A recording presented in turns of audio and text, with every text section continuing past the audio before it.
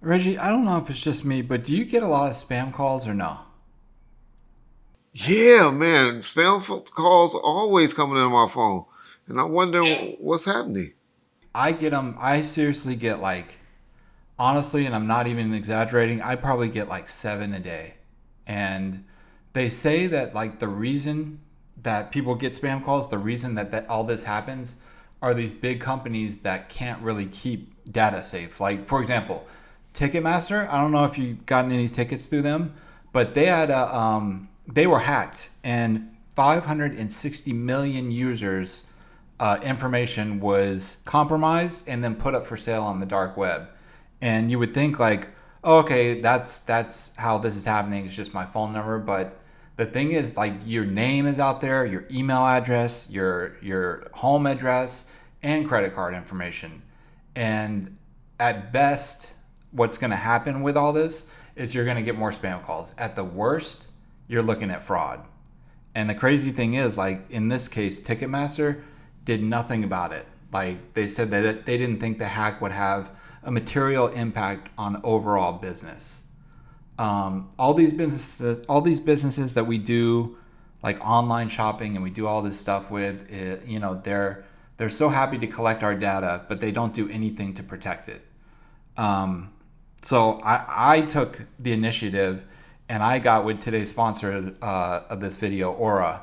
And what Aura does is they will alert me if my data has been part of a data breach or leaked on the dark web. And it gives me super fast fraud alerts. So if anyone tries to use my data to access like my credit or my bank accounts or anything like that, it lets me know right away and it removes my information from data broker websites so I get less spam. So through Aura, I get things like transaction monitoring, I get a VPN, I get antivirus, I get password managers, parental controls, identity theft insurance. I get all this stuff from one app in one affordable place. So if my information was breached through Ticketmaster and I had Aura, I wouldn't even have to worry about it. I wouldn't have to worry about more spam calls or any of that. So shout out to the sponsor of today's video, Aura. I'm not leaving myself or my family vulnerable to data breaches. And if you don't want to either, you can go to aura.com/bomb first and try your first 2 weeks for free. The link is in the description. But Reggie, let me ask you this because there's a kind of a debate going online, and I don't know which side I'm on. I mean, I kind of know what side I'm on, but I wanted to get your take on it. And the debate is TDE, Talk Dog Entertainment, or Death Row Records. Which label was better than the other? Snoop Dogg actually was asked about this in 2019, and he basically said that I'll quote him actually. He said, I think, and this is me just saying it as being part of Death Row and being on the outside looking at TDE, but TDE is a better version of Death Row Records. With no disrespect, that's with all the respect because once you look and you see what somebody did, you can look at and do it the right way, and you can see them do it the wrong way, and then you get your chance to do it your own way, and then you're able to take the wrong out and do it the right way. So basically, he's saying that TDE learned from Death Row's mistakes and did it the right way, and people that have chose TDE over Death Row, their main reason is saying that Death Row only had a 4 year run and that TDE went longer. But I wanted to get your take on that. What do you think? And how would you compare the two labels? Well, I get what Snoop is saying because if you just take the CEOs, for example, Top Dog. How many of y'all really know how Top Dog look if he walked in this regular dress, not with a nice earring or jewelry on, not with an entourage, and he's not that type of dude that have a big entourage with him. Y'all know how Suge Knight looked, yeah, but y'all know, but y'all didn't know that until 95, 96, where Suge made himself more visible and it became Suge Knight and Death Row. It has never became Top Dog and TDE. So I get where he said on that part. Hopefully that's why Top Dog take the professional or the business approach and just trying to stay in the background. Now, And I think Top Dog does a great job as being a CEO and doing it, and he has a long run. But I mean, for anyone to even make that debate or make that claim, they just don't know the business. They just know what's happening now, and so those would be people that in that generation that's saying that. Because I can tell you, there has never been a song and an album that Kendrick Lamar has done, album-wise, sales-wise. I don't know the streaming shit. Can't tell y'all, but I will still put up Tupac streaming versus Kendrick Lamar streaming. Now, I love the shit out of that song. Uh, that's playing right now by Kendrick Lamar. They Not Like Us. But I done heard about 10 different people rapping on that song. And every time I listen to that, I love it. It's because of what DJ Yellow did. It's the real reason. That beat is off the hook. Y'all go here. I done heard gospel songs. I done heard mama girls rapping about the kids about it and everything. And so was it really Kendrick or was it really DJ Yellow that made that song a hit? I don't know. My son is still a Kendrick fan, so I ain't gonna never shit on Kendrick. Okay. I'm not gonna go into streaming because it's unfair to TDE because they in a streaming days, and we were back into sound scans and hard record sale days.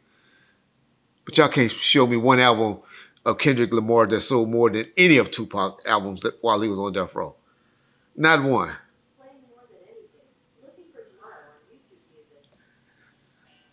So y'all can't show me one of Kendrick albums that outsold Tupac albums, or even Snoop's, or even Dre's. Kendrick came out in about 2011 or something like that, I believe. And I love one of his verses there, "Bitch don't kill my ride, bitch don't kill my high." I still love that verse. But so he's catchy and they great. They're a great label. But to compare them to Death Row, having 3 artists, Dr. Dre, Snoop, and Tupac, and then a group artist, the Dawg Pound, the compilations and stuff, what? I don't even think Schoolboy Q first album went gold. I would bet y'all that it barely went gold if it did win gold. Definitely didn't go platinum. Kendrick doesn't put out records enough to compare to Death Row. Now, Death Row, if you want to compare him to Dr. Dre, or, you know, the way he put out albums and the way Kendrick put out albums, then yeah. I think they only do that because you got 2 guys from the red side, young black men that were executives, and they would Interscope Records. Shout out Steve Berman at Interscope. And they want to make that comparison. But the people that making that comparison, I would just ask you to go look at the latest top rappers for all time. And I bet you Death Row has 2 up in that top 10 list. And I don't think Kendrick, prior to this last song that he put out, which was a diss track, I don't think you can compare them. But John, you the statistics, man. I know people only want to hear statistics and not opinions. I don't want to argue with nobody that's 30 years old because yes, I love R. Kelly. Yes. My mama loves Smokey Robinson.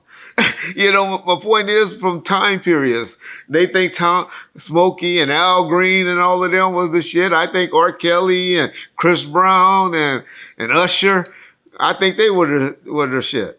So it's kind of hard. It's like generations. I think LeBron, y'all gonna get mad at me, on the basketball court was better than Michael Jordan. I even think Kobe was better than Michael Jordan. But why? Because I watched more of their games in detail than I did of Michael's and Magic's and Larry Bird games. I watched them. I was a fan in the 80s. But you can't tell me, I can't tell you a game of LeBron and Kobe's that I probably wasn't there. Well, LeBron's didn't attend a lot of them, but Kobe's I attended every one of his games. I could probably count on my hand the time of games, home games that I missed of Kobe Bryant's. So of course I'm going to be more, you know, I'm going to feel more of Kobe passion because of how he took me from a low to a high in games. You know, when he hit those game-winning shots, like, and all of that. So I understand why a lot of you young people would think Kendrick music can compare, because that's all you can really say on TDE for those that are making that claim. It's Kendrick. You can't compare Schoolboy Q to nobody but Lady Rage. I don't know. Y'all tell me. Y'all want to compare them to the Dawg Pound? I don't think you can. Y'all want to compare them to Corrupt? I don't think you can. Das? No. I don't know who y'all can compare them to. You definitely ain't going to compare them to Nate Dogg. Well, you may compare him to Nate Dogg. And he was better than Nate Dogg. But Nate Dogg was a different type of artist. He was more of a hook and not the lead. He was a Robin to most people and not the Batman. Hopefully I'll get my point. Hopefully that debate ends there. But I'm going to let my boy John, the stats man, tell y'all, post up and put up Death Row numbers, Kendrick numbers. And that should end the argument there. Yeah, I agree. It's hard with the time frames because the way the music industry changed so much going into streaming and then going into essentially music being free. If you pay for a subscription with Spotify or Apple, you basically get the album for free, where in the Death Row days you had to go and purchase it. But one point that I would bring up is the activeness. So Top Dog Entertainment, and I'm not an expert on them, so if I get any of this wrong, please correct me in the comments, but I feel like they've gone a year or 2 years or 3 years where they don't put anything out. Whereas if you're talking about Death Row's first 4-year run, every year they came out, they did 1 to 2 albums, with the exception of 1996 where they put out 5 albums. So I would love to look at that too and see, because I know Kendrick doesn't drop an album every year or even every other year.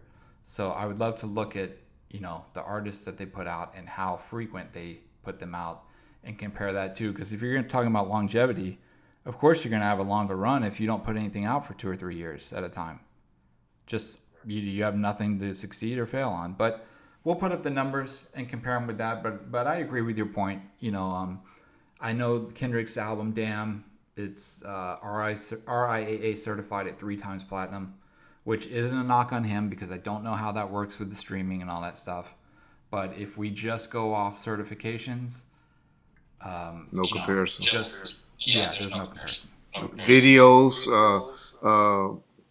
of course they tour maybe a little more. We may have a little concerts because arenas wasn't allowing rap artists into the arenas back in the day like they do now. Now we have amphitheaters and stuff like that where you got venues that's just set for 10,000, 15,000 people. Well, back in the day, you would have to try to fill out an arena.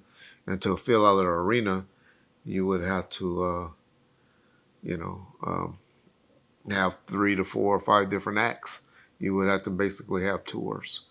And so that would be my take. And just remember, Tupac put out 2 albums on Death Row in 1 year in 1996. Things to think about.